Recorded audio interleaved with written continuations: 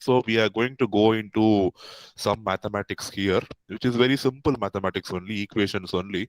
So two parameters which are most commonly used for LNA is going to be these two things. Third order intercept, it is called as IP3 point.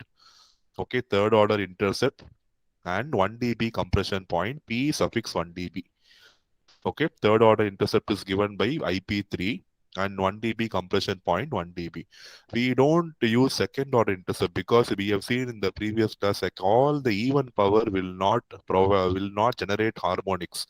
Only the odd power will generate harmonics. The even powers will generate only DC.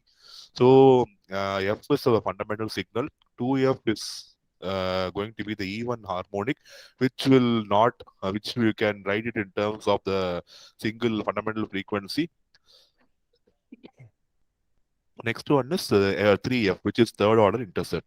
So if we are able to control this third order intercept properly, the linearity will automatically fit into our low noise amplifier. So for this, I am going to take the output of the amplifier and I'm going to write it in the form of power series.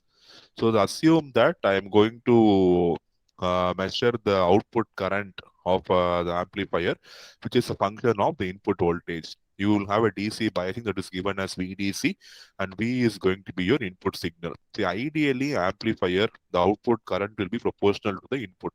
So ideally, you will have only the first two terms, C0 plus C1 into V.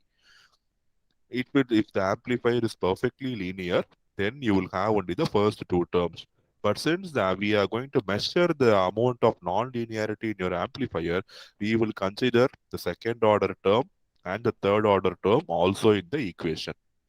So remember, we are writing the output current of the amplifier in terms of the input AC voltage, whatever you are going to provide. It has four terms, which need not be always four terms. If the amplifier is perfectly working fine, then we can stop with the two terms. But if the amplifier is going to be non-linear region, you cannot stop with four terms. You will be keeping on adding n number of terms relating to all the numerous harmonic. That is why you see it is given, it is approximately equal to. So you can never restrict the output to only four terms. So it is going to be an infinite series, okay? And the power of V will increase as the harmonic distortion coefficients are going to move from C0 to Cn.